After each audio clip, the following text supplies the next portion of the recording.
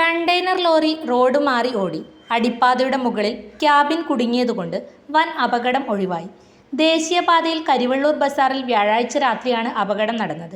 മംഗളൂരുവിൽ നിന്നും കണ്ണൂരിലേക്ക് കാറുകളുമായി പോകുകയായിരുന്ന ലോറി കരിവള്ളൂർ ടൗണിൽ നിന്നും 150 മീറ്റർ വടക്ക് ഭാഗത്ത് വെച്ച് സർവീസ് റോഡിലൂടെ നേരെ പോകേണ്ടതിന് പകരം നിർമ്മാണത്തിലിരിക്കുന്ന പുതിയ റോഡിലേക്ക് കയറി.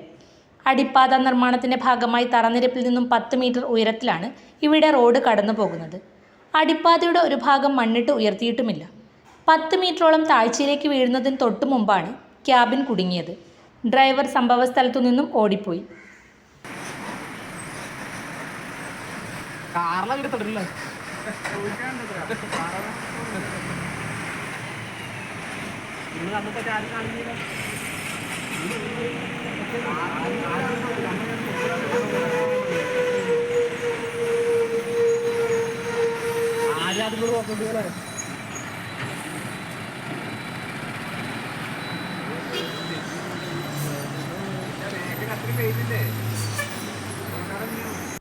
വിദേശ പഠനമാണോ നിങ്ങളുടെ ലക്ഷ്യം?